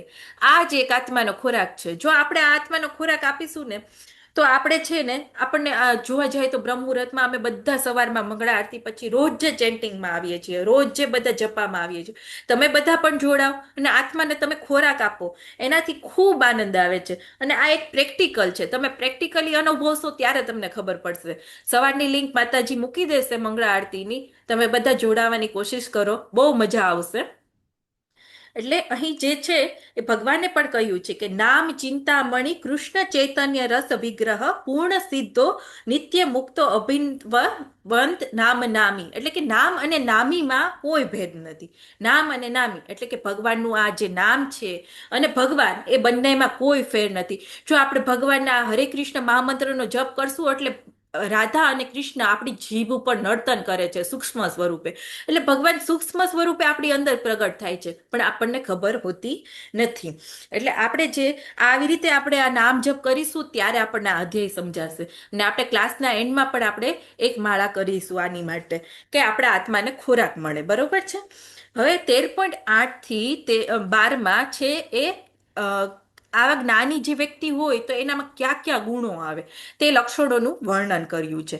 હવે આવો જે જ્ઞાની હોય, જે આવું બધું સમજી જાય છે, જેને આત્માનો ખોરાક મળી જાય છે, તેનામાં કયા કયા ગુણ આવે, તે શુદ્ધ ભક્તમાં કયા કયા ગુણ આવે, તો કે પહેલો ગુણ આવે તેનામાં વિનમ્રતા આવે. તો અત્યારે જોવા જાય તો આજકાલ છે ને અપવાદ હોય અમુક, પણ આજકાલ વધારે બધા એજ્યુકેટેડ થઈ ગયા હોય, બહુ ફોરવર્ડ થઈ જાય છે અને એમ કહે છે કે અમને જ બધી ખબર પડે, આ ખોટું જ્ઞાન છે, એ લોકો આ ભગવદ્ ગીતા ભાગવત અમને માનતા નથી અને સાધુ સંતો પ્રત્યેની વિનમ્રતા જતી રહી છે. હવે આ જ્ઞાનને જે ઈશોપનિષદમાં અવિદ્યા કહી છે. વિદ્યા અને અવિદ્યા બંને જરૂરી છે. અવિદ્યા જે છે, આ ભણતર જે, એ જરૂરી છે આપણા ભરણ પોષણ માટે, પણ એને યોગ્ય દિશામાં લગાડવું જરૂરી છે. એ યોગ્ય દિશામાં નથી લાગતું એટલે વિનમ્રતાનો ગુણનો અભાવ મળે છે. અત્યારે જોવા જાય તો સ્કૂલ કોલેજમાં બધાને તમે જોવા જાઓ તો નાના નાના છોકરાઓ જેમાં ઇતિહાસ સમાજ વિદ્યા આવતું હશે તો એમાં અકબરનો ઇતિહાસ, શાહજહાંનો ઇતિહાસ, એ બધું આવે છે, પણ આપણા છોકરાઓને છત્રપતિ શિવાજી મહારાજના ઇતિહાસની ખબર નથી, રાણા પ્રતાપ વિશે બહુ ખબર નથી. એનું કારણ શું છે તમે જોજો, આપણો ભારત દેશ આઝાદ થયો હતો ને ત્યારે છે ને 1 થી 5 નંબરના શિક્ષણ મંત્રીને જોજો, એ કોણ હતા, એને સિસ્ટમ કેવી નાખેલી છે. આ એક ષડયંત્ર રચેલું છે કે આપણે લોકો સનાતન ધર્મ તરફ ન જઈએ, આપણને ખબર ન પડે કે ભગવાન કોણ કહેવાય. આ એક અવિદ્યાનું ષડયંત્ર કહેવાય છે. આ માટે ઇસ્કોન છે એ ખૂબ પ્રયત્ન કરી રહ્યું છે. આખા વિશ્વની અંદર અવિદ્યાની સાથે સાથે બાળકોમાં ખરા અર્થમાં કેવી રીતે વિદ્યા આપી શકાય એ માટે ઇસ્કોન સવારે અને સાંજે ભગવદ્ ગીતાના ક્લાસ લે છે. અહીં આપણે કિડ્સના પણ ક્લાસ થાય છે, સવારે સાંજે ભાગવતમના ક્લાસ થાય છે, અને જ્યાં જ્યાં લોકલ ટેમ્પલ હોય ત્યાં ત્યાં પ્રહલાદ પાઠશાળા ચાલે છે, નાના નાના બાળકોને શીખડાવવામાં આવે છે. અને હમણાં જ નામાનિષ્ઠાદાસ પ્રભુએ ખૂબ જ સરસ બધો નિમાઈ ચેલેન્જ રાખેલું હતું, એમાં લિટલ નિમાઈ કોન્ટેસ્ટ રાખેલો હતો, જેમાં નાના નાના ભૂલકાએ બહુ જ સરસ ભાગ લીધેલો હતો. તો એ આપણે સાચું જ્ઞાન આપણા બાળકોને આપવું જોઈએ. એ જ્ઞાન આપણે આપીએ તો એનામાં વિનમ્રતા આવશે. કેવી રીતે એ ભગવાનની સેવા, એ ભગવાનની સેવા કરશે એટલે ઓટોમેટિક આપણી સેવા કરતો જ થશે. એટલે આપણે નાના બાળકોનામાં વિનમ્રતા લાવી હોય તો ભગવાનનું જ્ઞાન આપવું ખૂબ જ જરૂરી છે. હવે આવે દંભ વિહીનતા. તો જે ભગવાનનો ભક્ત હોય, જે જ્ઞાન માર્ગ પર ચાલતો હોય, મતલબ કે ભગવાનનું જ્ઞાન પ્રાપ્ત કરે, એને દંભ વિહીનતા કે દંભ વિહીનતા વગર અહિંસા હોય, એનામાં સહિષ્ણુતા હોય, અને આ બધાને જ્ઞાની કહેવાય છે. એટલે કે એને છે ને સદગુરુનો આશ્રય લીધેલો હોય, મતલબ કે દીક્ષા ગ્રહણ કરી હોય. એટલે બધા તો એમ કહે છે કે ભગવાન સાથે જો આપણે ઘણા બધા એમ કે અમે તો ભગવાન સાથે ડાયરેક્ટ કોન્ટેક્ટ કરી લેશું, અમારે કઈ દીક્ષા લેવાની જરૂર નથી, અમે કઈ આવી રીતે કરીએ નહીં. પણ અહીં કૃષ્ણ કહે છે કે જ્ઞાની કોને કહેવાય, કે જેને સદગુરુનો આશ્રય લીધો હોય, આચાર્ય ઉપાસના કરેલી હોય, દીક્ષા લીધી હોય, જેને ગુરુ હોય, એને જ્ઞાની કહેવાય છે. એટલે અહીં કૃષ્ણ ભગવાન આપણને ગુરુ સ્વીકારવાનું કહે છે. પછી છે પવિત્રતા, સ્થિરતા, આત્મસંયમ, ઇન્દ્રિય વિષયોનો ત્યાગ, મિથ્યા અહંકારનો અભાવ, જન્મ, મૃત્યુ, જરા, વ્યાધિ, અનિષ્ટની અનુભૂતિ. આ જન્મમાં પણ ખૂબ જ દુઃખ છે. આપણે જન્મીએ ને ત્યારે આપણને બહુ દુઃખ થયું હોય છે. એ આપણી માને ખબર હોય છે, એક તો એને દુઃખ થયું હોય છે અને એક આપણને થયું હોય છે, પણ આપણે અહીં આવ્યા હોય છે ને ત્યારે આપણે બધું ભૂલાઈ ગયું હોય છે. અને મૃત્યુમાં પણ આટલું જ દુઃખ છે. ગરુડ પુરાણમાં કહે છે કે 40,000 વીંછીઓ કરડે ને એટલો એક સાથે ડંખ મારે ને એટલી પીડા થાય છે, ત્યારે આત્મા છે એ શરીરમાંથી બહાર નીકળે છે. એટલા માટે મૃત્યુ થતી વખતે કેટલાકના શરીરમાંથી મળમૂત્રનો પણ ત્યાગ થઈ જાય છે, અને એ પરિસ્થિતિ ખૂબ જ ભયાનક હોય છે. જરા એટલે કે ગઠપણ. હવે આ ગઠપણમાં પણ પ્રોબ્લેમ હોય છે. અત્યારે શશી માતાજી છે, એમને ખબર છે કે એમને આંખથી આપણે કોઈને સરખું દેખાતું હોતું નથી, માળા પણ સરખી થતી હોતી નથી, ભગવાનનું નામ લેવું હોય તો પણ નથી લેવાતું, તો પણ આપણે છે ને બધા એમ કહીએ છીએ હજુ તો અમે અત્યારે ભક્તિ શું કરીએ, ગૌઢા થશું ને ત્યારે ભક્તિ કરીશું. પણ આપણા ઇસ્કોન મેંગલુરુમાં ઘણા એજેડ લોકો છે, શશી માતાજી જેવા, જે બહુ સારી ભક્તિ કરી રહ્યા છે. એટલે એની પાસેથી આપણે શીખવું જોઈએ. પછી છે વ્યાધિ, તો કે બીમારીઓમાં પણ દુઃખ છે. આ 4 વસ્તુઓમાં આપણને દુઃખની અનુભૂતિ કરવી પડે તેવું ભગવાન કહે છે. તો આ ચારેય ના હોય તો આપણે ક્યાં જઈએ? આપણે જ્યાં જન્મ ન હોય, જ્યાં મૃત્યુ ન હોય, જ્યાં જરા વ્યાધિ ના હોય, તો આવી કઈ જગ્યા છે? ત્યારે ભગવાન કહે છે કે આ બધું છે ને એ દુઃખાલયમ અશાશ્વતમ છે. એટલે કે આ જગત છે ને એ દુઃખોનું સ્થાન છે. અહીં ચારે બાજુ નકરું દુઃખ દુઃખ જ છે. એટલે ભગવાન કહે છે કે મામ, એટલે કે જ્યારે તમે મને પ્રાપ્ત કરો ત્યારે આ જગતમાં તમે આવતા નથી. અને બુદ્ધિશાળી એટલે કે જ્ઞાની વ્યક્તિ વિચાર કરે કે આ ચારમાંથી કેવી રીતે બહાર નીકળવું. અહીં કહેવામાં આવ્યું છે વૈરાગ્ય.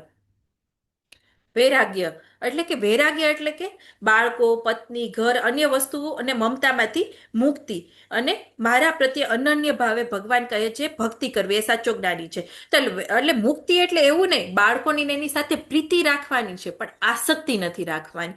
ઘર સાથે પ્રીતિ રાખવાની છે પણ આસક્તિ નથી રાખવાની.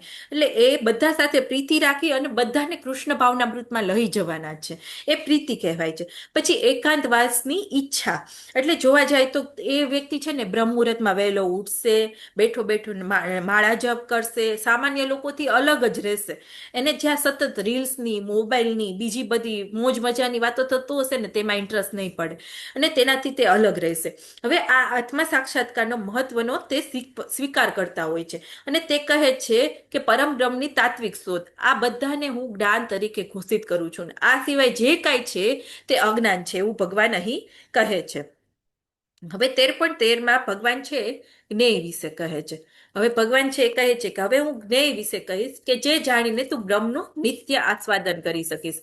આ બ્રહ્મ અથવા આત્મા અનાદિ છે તથા મારે આધીન છે. તે આ ભૌતિક જગતના કાર્યકારણથી પર છે. એટલે પરમાત્મા છે એ સર્વ ઇન્દ્રિયોના આદિ સ્ત્રોત છે. વાત તો તે પોતાની જ કરે છે પણ અર્જુનનો પ્રશ્ન હતો તે પ્રમાણે તે જવાબ આપે છે. બરાબર, પરમાત્મા છે એ ઇન્દ્રિયોના આદિ સ્ત્રોત છે છતાં તે ઇન્દ્રિય રહિત છે એમ કહ્યું છે. તો અહીં ભગવાને કહ્યું છે કે તે ઇન્દ્રિય રહિત છે. તો અહીં જે છે જોવા જઈએ તો ભગવાન છે જ્ઞેય વિશે કહે છે આ જાણી લે એટલે બ્રહ્મનું નિત્ય આસ્વાદન કરી લે. તે બ્રહ્મ અથવા આત્મા અનાદિ છે એટલે કે મારે આદિન છે, ભૌતિક જગતના કાર્ય કારણથી પર છે અને જે મેં એનું ગોલ છે એ ભગવાન પરમાત્મા વિશે કહે છે.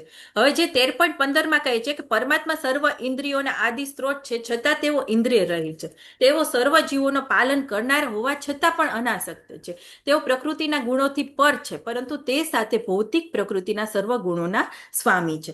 એટલે પરમાત્મા સર્વ ઇન્દ્રિયોના આદિ સ્ત્રોત છે. આ વાત તે પોતાની જ વાત કરે છે પણ અર્જુનનો પ્રશ્ન હતો તે પ્રમાણે જવાબ આપ્યો છે. બરાબર, પરમાત્મા ઇન્દ્રિયોના આદિ સ્ત્રોત છે છતાં તે ઇન્દ્રિય રહી છે. મતલબ ભગવાનને કોઈ ઇન્દ્રિય નથી. એટલે કે એવો નથી અહીંયા અર્થ ભગવાનની ઇન્દ્રિયો આપણા જેવી નથી. ભગવાન છે એની આંખથી જમી શકે છે, ભગવાન એના કાનથી જોઈ શકે છે, ભગવાનની નાભીમાંથી બ્રહ્માજીનું સર્જન થયું છે અને આપણે કાંઈ એવું કરી શકતા નથી. એટલે ભગવાનની ઇન્દ્રિય આપણા જેવી નથી અને તે સર્વ જીવોના પાલન કરતા છે અને તે ભૌતિક પ્રકૃતિથી પરે છે. તે બધા ગુણોથી પરે છે, તે બધા ગુણોના સ્વામી છે. ભગવાન ક્યારેય માયામાં પડતા નથી કારણ કે તે બધા ગુણોથી પરે છે. હવે આ જે છે અહીં કહેવામાં આવ્યું છે કે પરમ સત્ય સ્થાવર તથા જંગમ સમસ્ત જીવોની અંદર તથા બહાર સ્થિત છે. તેઓ સૂક્ષ્મ રૂપે હોવાને કારણે ભૌતિક ઇન્દ્રિયો દ્વારા જોઈ કે જાણી શકાતા નથી. તેઓ અતિ દૂર હોવા છતાં તેઓ સૌની નજીક છે. આ છે અચિત્ય ભેદ આપેલો છે. તે સ્થાવર અને જંગમ એટલે કે જળ અને ચેતન બંનેમાં રહેલા છે અને તે આપણી પાસે પણ છે પરમાત્મા રૂપે અને આપણાથી દૂર પણ છે એવું કહેવામાં આમાં માગે છે. હવે પરમાત્માની પ્રકૃતિ કેમ વિરોધાભાસી છે એ શું કામ છે એ ખબર પડી? કોઈને ખબર પડશે આમાં?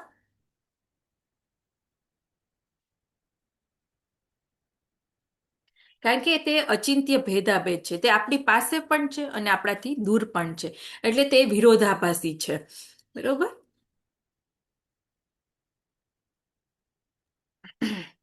હરે કૃષ્ણ. હરે હા, કૃષ્ણ. તે આપણા નજીક એટલે આપણા હૃદયમાં પણ છે અને દૂર એટલે ઘણા દૂર પણ છે એમ. હા, એટલે અચિંત્ય ભેદાભેદ થયો માતાજીએ. ઈશોપનિષદમાં એ બહુ સરસ રીતે વર્ણન કરવામાં આવેલું છે કે આપણા હૃદયમાં છે અને તે આપણાથી દૂર પણ છે એવી રીતે.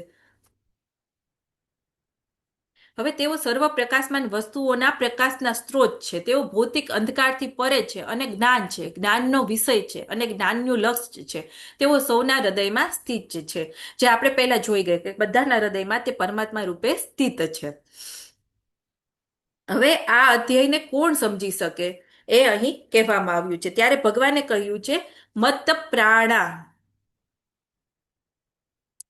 ઇતિ ક્ષેત્ર તથા જ્ઞાન જ્ઞેય ચોક્ત સમાસ મદ ભક્ત એત વિજ્ઞાય મદ ભાવો યો પદયતે. આ પ્રમાણે મેં કાર્યક્ષેત્ર એટલે કે શરીર, જ્ઞાન અને જ્ઞેયનું સંક્ષિપ્ત વર્ણન કર્યું. આને કેવળ મારો ભક્ત જ પૂર્ણપણે સમજી શકે. જે ભગવાનનો ભક્ત હોય ને તે જ એને સમજી શકે, બાકી કોઈ આ અધ્યાયને સમજી શકે નહીં. બાકી બધાને છે ને આ બધું સમજવું બહુ અઘરું લાગે. કાર્ય શું, કાર્યક્ષેત્ર શું, જ્ઞેય એટલે શું, બ્રહ્મપુચ્છ એટલે શું, એના લેવલ શું છે એ ખબર ન પડે. જ્યારે આપણે ભગવાનના ભક્ત થઈએ ત્યારે જ આપણને ખબર પડે છે. હવે આ બે પક્ષી છે, આ બે પક્ષીમાં શું તફાવત છે કોઈ મને કહેશે? શશી માતાજી, હરે કૃષ્ણ. હરે કૃષ્ણ.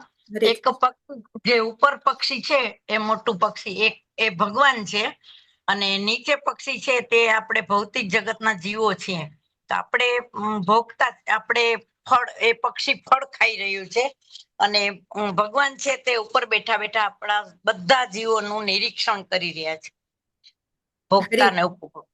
હરી બોલ માતાજી, હરી બોલ. તો આ જે છે આત્મા અને પરમાત્માનું નિર્દેશ કરે છે. પરમાત્મા જે છે એ સર્વ શરીરના જાણનાર છે. આપણે શું કરીએ છીએ, શું નથી કરતા એ બધું એ જાણે છે. હવે 13.20 કહે છે ભગવાન કે ભૌતિક પ્રકૃતિ તથા જીવોને અનાદિ સમજવા અને તેમના વિકાર તથા ગુણોને પ્રકૃતિજન્ય સમજવા. એટલે અહીં છે એ બંનેને અનાદિ સમજવા. અહીં ક્યાંય એવી ડેટ નથી આપેલી કે આપણે અહીં ક્યારે આવેલા છીએ. એમના વિકારો એટલે કે ગુણોની પ્રકૃતિમાં જે કઈ માથાકૂટ છે તે પ્રકૃતિના કારણે છે. આમાં આત્માનો દોષ નથી. આત્માની મિત્રતા પ્રકૃતિ સાથે, મીન્સ કે મન, બુદ્ધિ અને અહંકાર સાથે થઈ, એટલા માટે એના કારણે આ બધા દુઃખોનું કારણ આપણે અહીં થાય છે. એટલે એ કહેવામાં આવ્યું છે. અને આપણે જે છે એ 84 લાખ યોની તરફ દોરી જવામાં આ સંઘની શું ભૂમિકા છે? તો કે 84 લાખ યોની તરફ શું કામ જઈએ છીએ? તો કે આત્માનો અહીં કોઈ રોલ, આત્મા છે નિર્દોષ જ છે, પણ એણે મિત્રતા કોની સાથે કરી છે? તો કે સૂક્ષ્મ શરીર સાથે કરેલી છે. એટલા માટે આપણે છે એ જે એન્ડ ટાઈમ આપણી ઈચ્છા હોય છે એને કારણે આપણે એક શરીર મળે છે અને તેમાં આત્માનો પ્રવેશ થાય છે. 13.21 ભગવાને કહ્યું છે કે પ્રકૃતિ સર્વ ભૌતિક કારણો તથા કાર્યોની હેતુ કહેવાય છે, અને જીવ આ જગતમાં વિવિધ સુખ દુઃખ ભોગવવાનું કારણ છે, કારણ કે તેને મિત્રતા કરી છે. જો મિત્રતા ન કરી હોત તો તેને આ વાંધો ન આવત. બરોબર? એ આપણે પહેલા પણ સમજી ગયા કે મિત્રતા ન કરી હોત તો તેને આવો વાંધો ન આવત. એટલે દેહાત્મ ભાવમાંથી મુક્ત થવાનું અહીં કહેવામાં આવ્યું છે. હવે આ એક ચિત્ર છે. આ ચિત્ર છે એમાં એક માણસ લટકે છે, અને અહીં ઉપરથી આમ જુઓ તો મધ પડે છે, મધમાખી છે, અને એ જીભથી ચાટી રહ્યું છે માણસ. એ મધને ચાટી રહ્યું છે અને બહુ મજા આવે છે જીભથી ચાટવાની. બરોબર? અને હાથ છે એ બરાબર ખેંચીને ભગવાન એમ કહે છે તું મારી પાસે આવી જા. તો પણ આ જે માણસ છે ને એમ કહે છે કે મને તો અહીં બહુ મજા આવે છે. એટલે આપણને પણ ભગવાન કહે છે તું ભગવદ્ ગીતા વાંચી લે, ભાગવતમ વાંચી લે, તું હરિનામ લઈ લે. તો આપણે શું કહીશું કે નહીં, અત્યારે તો મને બહુ મજા આવે છે, મને આ બધા ભોગ ભોગવવા દો ભગવાન, એ બધું તો હું પછી કરીશ, એમ કહે છે. પછી જ્યારે હાથ છૂટી જશે ને, એટલે કે આપણું શરીર છૂટી જાય, અહીં હાથ છૂટી જાય એટલે નીચે સાપ છે, એટલે એનું મૃત્યુ થવાનું છે. એટલે આપણે પણ જ્યારે આપણો હાથ છૂટી જશે ને, આ બધી મોજ મજામાંથી જ્યારે આપણું મૃત્યુ થશે ને, એટલે આપણી નીચલી યોનિમાં આપણો જન્મ થશે, જે પાતાળ લોક છે. અને આપણે એમ કહીએ કે અહીં બહુ મજા આવે છે. તો આ હાથી જે છે ને, એ હાથી હમણાં આપણું મૂળ, આ ઝાડનું મૂળિયું ઉખાડી નાખશે. ત્યારે પણ આપણે છે આ જીવનને લઈ, એટલે કે અત્યારે આપણે જોવા જઈએ તો આપણે રોડ ઉપર જતા હોય, બહુ મોજ મજાથી જતા હોય, 4 વ્હીલમાં મસ્ત ફરવા, ખૂબ આનંદમાં હોઈએ, અને બીજા દિવસે દુઃખ હોય. તો કે બીજા દિવસે શું કામ? કારણ કે આપણું એક્સિડન્ટ થાય છે. તો એક્સિડન્ટ થવાથી આપણને દુઃખ આવે છે. તો આ જે હાથી જે છે એ કહેવા માંગે છે કે આપણને છે એ આપણને દુઃખ પહોંચે છે. તો આપણે અહીં બહુ ધ્યાન રાખવું પડે કે આપણે એવી જગ્યાએ ન જઈએ, એવું આપણે ધ્યાન રાખીએ કે જે આપણને દુઃખ પહોંચે. તો ભગવાન કહે કે તું એ બધું કદાચ તું ધ્યાન રાખી લે કે તું ન જા, તો આ કાળો અને સફેદ ઉંદર છે ને એ દિવસ અને રાત છે. એ સતત ડાળી ખોતરી રહ્યો છે, કે સતત ડાળી એટલે આપણો સમય સતત પસાર થતો રહ્યો છે. પણ આપણને એમ લાગે કે હજી તો મારી પાસે સમય છે ને, હજી તો મારી પાસે સમય છે ને, એટલે આપણું આયુષ્ય સતત કાળ આપણું છે ને આયુષ્ય હરતું રહે છે. એટલે ભગવાન કહે છે કે તું અહીં આવી જા. ત્યારે આપણે કહીએ છીએ કે અત્યારે તો મને બહુ મજા આવે છે, અત્યારે આપણને મધમાખીઓ ડંખ મારે છે, એની જેમ આપણી પાસે આધિ દૈવિક, આધિ ભૌતિક અને આધ્યાત્મિક આ ત્રણેય ક્યારે આપણને નહીં છોડે. આપણને રોજ આ માયા દેવી હેરાન કરે છે, તો પણ આપણે અહીં કહીએ છીએ કે અહીં મજા મજા જ છે. પછી ભગવાન કહે છે 13.22માં, આ પ્રમાણે જીવ પ્રકૃતિના 3 ગુણોને ભોગવતો ભોગવતો પ્રકૃતિમય જીવન જીવે છે. આ તેના ભૌતિક પ્રકૃતિ સાથેના સંગ ને કારણે થયો છે. એટલા માટે ઈષ્ટ અને અનિષ્ટ એટલે કે વિભિન્ન યોનિઓ, જે 84 લાખ યોનિઓ છે, ઉપર અને નીચેની યોનિઓમાં આપણે ફર્યા કરીએ છીએ. એક જ મિનિટ, દરવાજો બંધ કરી નાખો. હવે અહીં જે છે એ પરમાત્મા ક્યાં રહે છે અને તે કઈ વસ્તુઓ કરે છે તે કહેવામાં આવ્યું છે. કોઈ કહેશે પરમાત્મા ક્યાં રહે છે અને કઈ વસ્તુઓ કરે છે? હરે કૃષ્ણ. હરે કૃષ્ણ. પરમાત્મા આપણા હૃદયમાં પણ છે અને બહાર પણ છે. અને કઈ વસ્તુ કરે છે? આપણી આપણી એ પોતે કર્મ નથી કરતા, પણ આપણે કર્મ કરીએ છીએ તેનું ફળ તે આપે છે. હરે માતાજી સાચો છે, પણ તો બી આપણે ઉપદ્રષ્ટા હા હા, હનુમંતા. હરી હરી બોલ માતાજી, હરી બોલ. એટલે અહીં પરમાત્મા છે ને પોતાની ઓળખાણ આપે છે 13.23માં, ઉપદ્રષ્ટા હનુમંતા ચહ ભર્તા ભોક્તા મહેશ્વર પરમાત્મેતિ ચાપ્યુક્તો દેહિનસ્મિનો પુરુષમ પરા.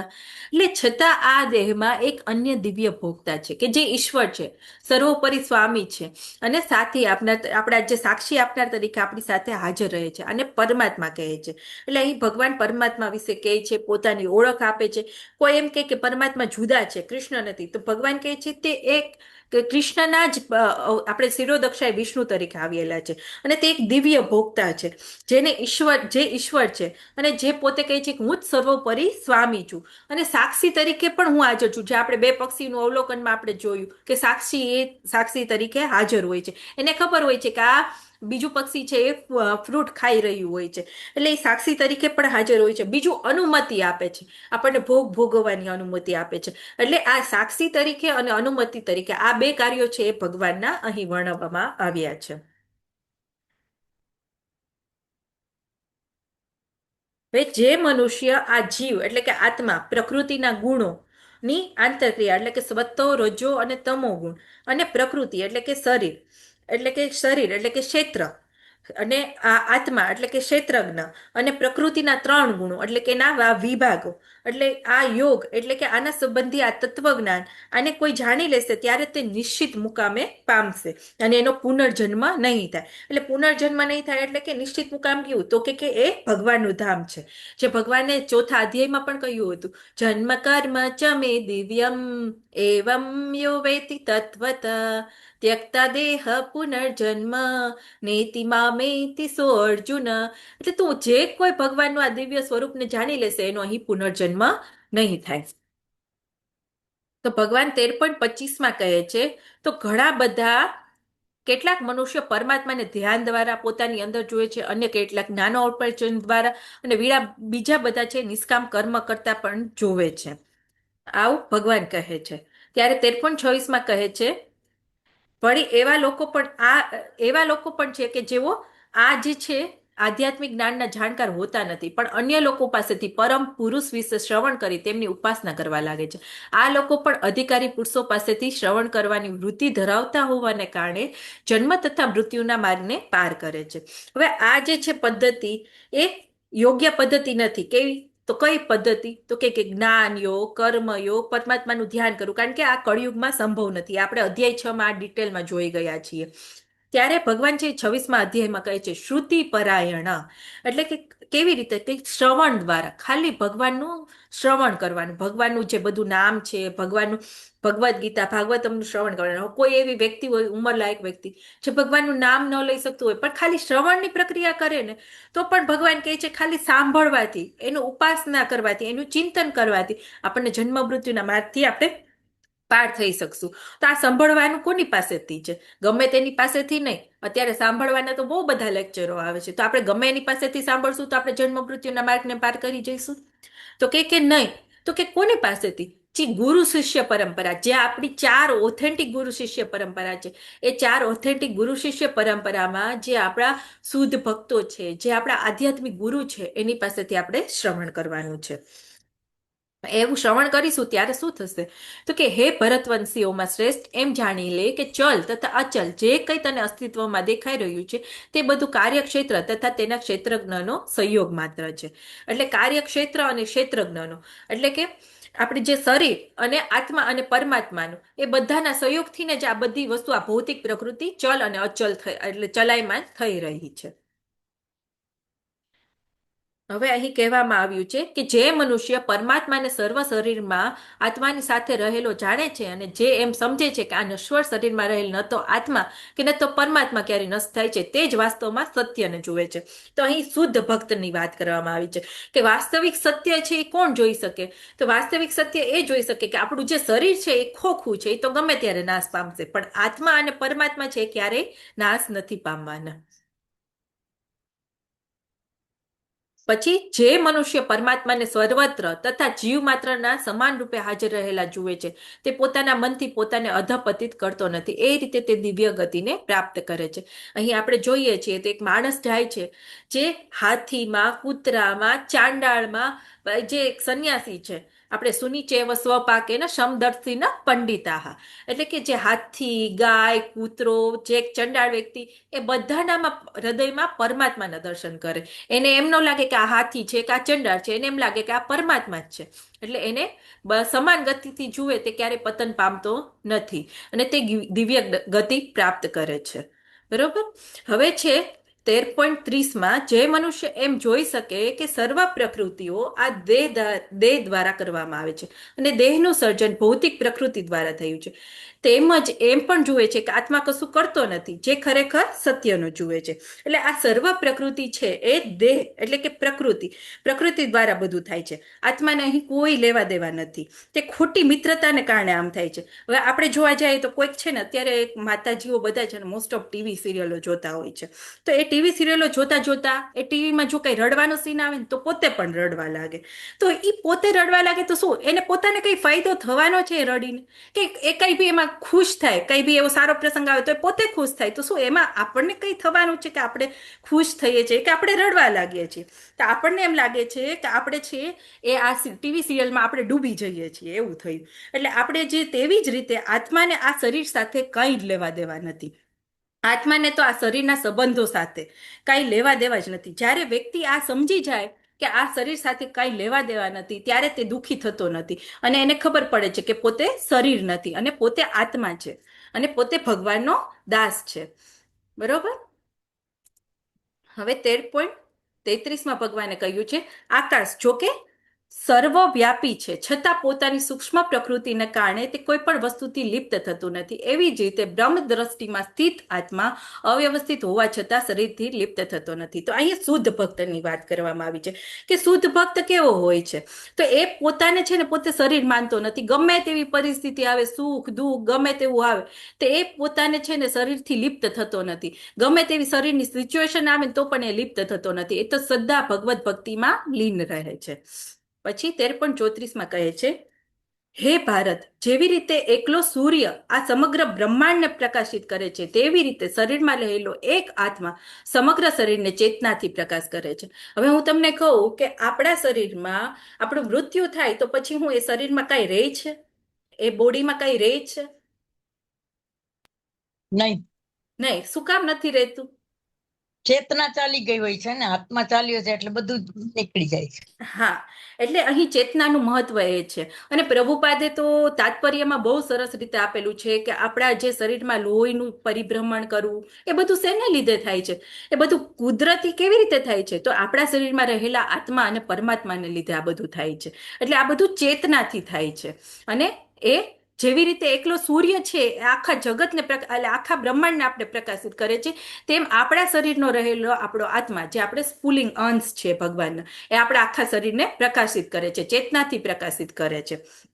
ત્યારે ભગવાન કહે છે કે જે મનુષ્ય જ્ઞાનના નેત્રોથી શરીર તથા શરીરના જ્ઞાતાની વચ્ચેના ભેદને જુએ છે અને ભૌતિક પ્રકૃતિના બંધનમાંથી મુક્ત થવાની પ્રક્રિયાને પણ જાણે છે, તે પરમ ધ્યેયની પ્રાપ્તિ કરે છે.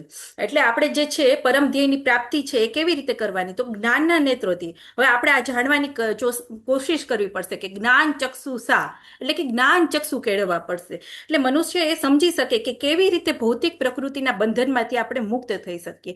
ત્યારે જ આપણે છે પરમધામને પામી શકીશું. અને જે આપણને ભગવાન ચૈતન્ય મહાપ્રભુએ પણ કીધેલું હતું. અને ચૈતન્ય મહાપ્રભુએ એ પણ કીધેલું હતું, હરે નામ હરે નામ એવ કેવલમ નાસ્તિ એવ નાસ્તિ એવ નાસ્તિ ગતિર અન્યતા. એટલે કે બીજી કોઈ ગતિ નથી, બીજી કોઈ ગતિ નથી, બીજી કોઈ ગતિ નથી. એક હરે કૃષ્ણ મહામંત્રનો તમે ખાલી જપ કરશો તો પણ તમે પરમ ધ્યેયને પ્રાપ્ત કરી શકશો. આપણને ચૈતન્ય મહાપ્રભુ કેટલું બધું સરસ જ્ઞાન આપીને ગયા છે, તો આપણે બધાએ પણ અત્યારે હરે કૃષ્ણ મહામંત્ર જપ કરવો જોઈએ. અહીંયા હું મારી વાણીને વિરામ આપું છું. અને તમને બધાને થેન્ક યુ કે તમે બધાએ મને શાંતિપૂર્વક સાંભળી. વાંછાકલ્પતરુભ્યશ્ચ કૃપા સિંધુભ્યૈવ ચ પતિતાનાં પાવનેભ્યો વૈષ્ણવેભ્યો નમો નમઃ. અનંત અનંત કોટી વૈષ્ણવ વૃંદ કી જય. શ્રીલા પ્રભુપાદની જય. ગુરુ મહારાજની જય. હવે આપણે કોઈના બી પ્રશ્ન હોય તો આપણે પછી લઈશું, પેલા એક માળા કરી લઈશું. હિરલ માતાજી, આપણે પેલા માળા કરવાની છે ને માતાજી? હરે કૃષ્ણ. હરે માતાજી. કૃષ્ણ. હા માતાજી, મારા લેવા છે.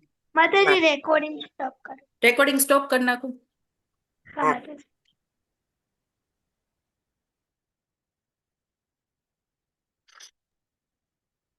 ચાલો બધા પોતાની બીડબેક લઈને તૈયાર થઈ જાઓ, પોતાના અસ્ત્ર શસ્ત્ર લઈને તૈયાર થઈ જાઓ. ભગવતધામ જવું છે ને બધાને? માતાજી રેકોર્ડિંગ સ્ટોપ હજુ નથી થયું. નથી થયું? એક ના જ માતાજી. મિનિટ હો. હા હા.